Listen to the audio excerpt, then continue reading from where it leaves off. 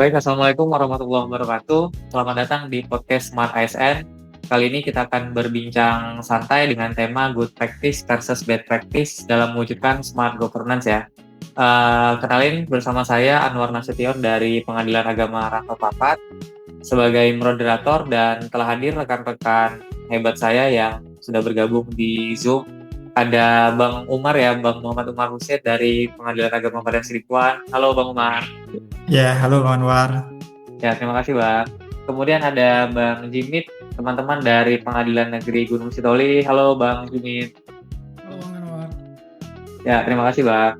Kemudian ada Kak Ira Tania Asari Lubis dari Pengadilan Agama Pematang Siantar. Halo Kak Ira. Halo Bang Anwar. Dan terakhir nih ada Kak Hotma dari Pengadilan Negeri Sidikala. Halo Kak Hotma. Halo Bang Anwar, halo semua. Ya, terima kasih kakak-kakak, abang-abang udah bergabung di Zoom podcast Smart ASN ini ya. Kali ini kita akan berbagi pengalaman dan pandangan tentang good practice maupun bad practice yang ada di lingkungan peradilan, khususnya di satker kita ya. Dan kemudian bagaimana hal tersebut dapat mempengaruhi upaya dalam mewujudkan smart governance. Mungkin langsung aja sebelum masuk ke contoh konkret ya, kita bisa samakan dulu persepsi tentang smart governance. Nah, pada dasarnya smart governance ini kan tata kelola pemerintahan yang transparan, efisien, kolaboratif, dan tentunya berbasis teknologi informasi ya. Dalam praktik sehari-hari tentunya kita bisa nih melihat mana praktik-praktik yang mendukung smart governance tersebut atau malah sebaliknya mungkin justru yang sebagai penghambat gitu. Untuk itu saya persilakan nih Bang Umar membuka dengan penjelasan singkat ya Bang, dan ngasih contoh-contoh nyata nih di lapangan. Silakan Bang Umar. Nah, baik, terima kasih Bang Anwar sebelumnya. Nah, kalau kita berbicara tentang good practice nih di lingkungan peradilan agama, misalnya saya melihat ada beberapa hal yang menarik nih Bang Anwar dan rekan-rekan semuanya. Yang pertama yaitu pemanfaatan aplikasi e-court dan e-litigasi.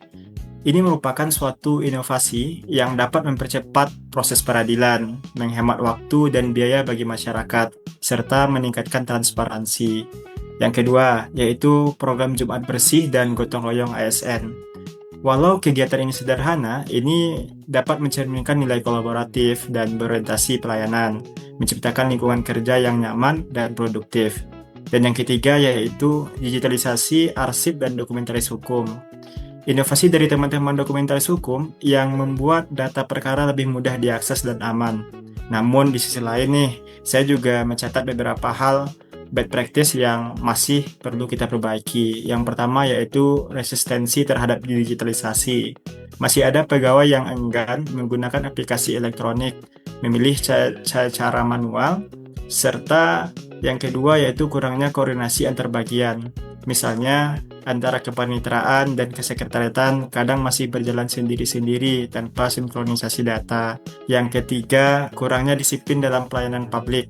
Misalnya, keterlambatan dalam memberikan informasi kepada masyarakat atau lambat menindaklanjuti permintaan data. Sekian Bang Anwar. Jadi dari yang Abang paparkan tadi sangat relate sekali dengan satker saya Bang. Atau mungkin juga saya yakin dengan satker teman-teman yang lain juga ya. Nah, sekarang saya ingin mendengar nih pendapat dari rekan-rekan lain juga. Menurut teman-teman nih, apa sih kunci keberhasilan dari good practice tersebut ya? Kemudian bagaimana agar bisa ditularkan ke bagian lain? Siapa dulu nih yang mau duluan ngasih pendapatnya? Boleh dari Ira dulu. Boleh, silakan Kak Ira. Nah, jadi menurut saya kunci dari keberhasilan ada pada komitmen pimpinan dan konsistensi seluruh pegawai. Misalnya nih, pada digitalisasi arsip. Kalau semua pegawai paham manfaatnya dan juga mau belajar, maka budaya kerja digital akan terbentuk. Nah, untuk menularkannya, kita bisa dengan sharing session internal atau membuat tim inovasi lintas bagian agar bisa saling belajar. Begitu sih Bang, kalau menurut saya. Begini Kak Ira, memang komitmen dan konsistensi sejalan ya Kak, memang penting banget sih. Selanjutnya menurut Bang Jimit gimana nih Bang Jimit? Silakan Bang. Ya Bang, saya setuju Bang dengan pendapat Kaira dan Bang Muhammad Umar Hussein. Tapi sedikit tambahan dari saya, keberhasilan good practice juga ditentukan oleh penguatan sistem merit. Pegawai yang berprestasi diberi penghargaan, ide inovatif dihargai dan promosi berbasis kompetensi, bukan kedekatan. Dengan begitu, semangat berinovasi tumbuh secara alami. Demikian aja, Bang. Iya, Bung Jimit. Jadi memang penguatan sistem merit ini diperlukan ya, diharuskan ya. Jadi nilai itu jadi benar-benar berbasis kompetensi, bukan objektif yang tergantung dengan pendekatan ya, Bang. Kalau dari Pak Fatma gimana nih, Pak Fatma? Oke, terima kasih Bang Anwar. Kalau misalnya nih ya, saya ditanya gitu ya tentang kunci keberhasilan, terus gimana sih nularkannya? Mungkin aku bisa cerita tentang apa ya, satkerku sendiri gitu ya. Kalau misalnya dari kacamata Smart ASN, kalau good practice itu memang lahirnya dari kolaborasi nih Bang Anwar, dan juga literasi digital yang kuat gitu. Misalnya aja contohnya e-court. Jadi kan yang bisa e-court itu kan bukan hanya hakim, bukan hanya panitra, tapi ya seluruh staf, misalnya PTSP gitu kan, kemudian IT. Jadi setiap unsur itu saling mendukung layanan publik supaya ya kita bisa menghasilkan layanan yang cerdas dan cepat. Begitu Bang Anwar. Kali ini saya Kak, memang berkolaborasi penting banget ya Kak, dan saling mendukung untuk terwujudnya layanan publik yang prima. Kemudian di samping itu juga tadi Kakak singgung kan terkait digital ya, apalagi sekarang tuh semuanya udah serba digital ya Kak. Sekarang kita masuk ya ke bagian yang mungkin agak sensitif, tapi ini juga penting sekali teman-teman, yaitu tentang bad practice-nya gitu. Tadi kan kita udah ngobrolin tentang good practice ya. Tadi Bang Umar kan udah menyebutkan ya beberapa contohnya. Sekarang yang saya ingin tanyakan nih, apa sih kira-kira penyebabnya dan bagaimana solusinya agar bad practice itu tidak terulang lagi gitu, mungkin terhadap rekan sesama kita ya di kantor ataupun mungkin nanti junior kita selanjutnya seperti itu. Mungkin bisa dari Bang Umar dulu Bang, menjawab Bang, silakan. Baik, nah benar Bang Anwar terkait yang saya sampaikan tadi bahwa penyebab utama dari bad practice ini biasanya adalah mindset lama atau yang kita kenal juga dengan sebutan zona nyaman ya, yaitu takut berubah atau merasa nyaman dengan sistem manual. Kemudian karena kurangnya pelatihan dan komunikasi antar bagian. Nah, sekarang kita butuh solusi nih, Bang Anwar dan rekan-rekan. Apa sih yang harus kita lakukan gitu kan? Nah, solusinya tentu perlu penguatan kompetensi ASN lewat pelatihan digital dan mentoring dari pegawai yang lebih paham tentang teknologi informasi. Nah, segitu Bang Anwar. Jadi memang banyak orang yang memiliki mindset takut berubah ya, karena tadi yang Bang sampaikan udah merasa nyaman ini dengan sistem lama gitu. Di sistem lama kan udah bagus ya, udah bisa kerja, ngapain juga berubah lagi pakai sistem baru yang digital gitu ya Bang ya. Iya betul. Jadi memang itu yang bikin kita terjebak di zona nyaman ya. Selanjutnya Kak Ira mungkin bisa nambahin Kak, silakan.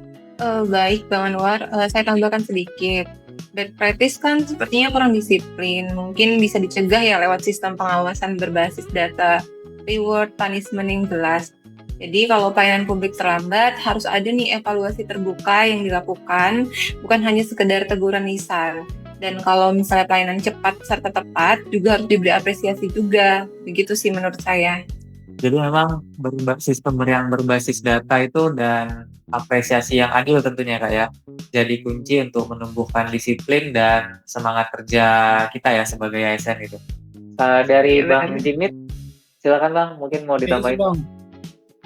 Satu hal lagi sih Bang, menurut saya kadang bad practice muncul karena tidak adanya SOP yang jelas atau tidak dijalankan. Solusinya mungkin setiap unit kerja harus punya SOP digital yang terintegrasi dan semua pegawai wajib tahu serta melaksanakannya Bang. SOP sepertinya kayaknya pasti udah ada ya, cuman memang mungkin pengaplikasiannya yang masih belum optimal ya Bang ya. Terakhir nih, kalau menurut Kak Hotma sendiri gimana Kak Hotma? Ya kalau misalnya aku ditanya ya untuk kiat-kiat untuk mencegah praktik buruknya. Nah ini kalau aku lihat dari sisi smart governance-nya, jadi perlu ada transparansi Bang Anwar, ada juga harus kolaborasi digital, misalnya dashboard monitoring kinerja atau aplikasi internal yang mencatat progres pekerjaan. Jadi dengan begitu semua orang bisa melihat dan ya saling mengingatkan. Sekali Kak. Jadi kan kuncinya tadi harus transparan ya Kak. Dan Benar. lagi-lagi digital, Kak. Literasi digital, benar, Kak. Tantangan kita itu sekarang. Luar biasa ya teman-teman, diskusi kita hari ini sungguh menarik. Dari pembicaraan tadi nih, saya bisa menyimpulkan beberapa hal ya. Jadi yang pertama itu bahwa good practice itu lahir dari semangat inovatif, kolaboratif, dan komitmen terhadap nilai ASN. Kemudian yang bad practice itu muncul karena resistensi terhadap perubahan dan lemahnya manajemen ASN. Nah, solusinya gimana? Solusinya adalah dengan memperkuat kompetensi tadi yang sudah disampaikan, kemudian penerapan sistem merit, ada literasi digital juga gitu, dan budaya kolaboratif. Nah, jadi teman-teman semuanya, saya ingin menutup dengan satu kalimat reflektif ya. Smart governance itu bukan hanya soal teknologi, tapi soal cara berpikir cerdas dan bekerja bersama. Tentunya untuk melayani publik yang lebih baik. Terima kasih untuk Bang Umar, Pak Ira, Bang Jimit, dan Bang Hotma atas diskusi singkatnya pada hari ini. Semoga good practice yang sudah berjalan ya di lingkungan peradilan satker kita masing-masing dapat kita terus kembangkan. Dan tentunya setiap kekurangan yang kita temukan nanti bisa menjadi pelajaran untuk mewujudkan smart governance yang benar-benar bisa berdampak kepada masyarakat, khususnya masyarakat pencari keadilan. Baik, sampai jumpa di podcast berikutnya teman-teman semuanya. Assalamualaikum warahmatullahi wabarakatuh. Dadah. Waalaikumsalam warahmatullahi wabarakatuh. Terima kasih Bang Amar. Ya, terima kasih semuanya.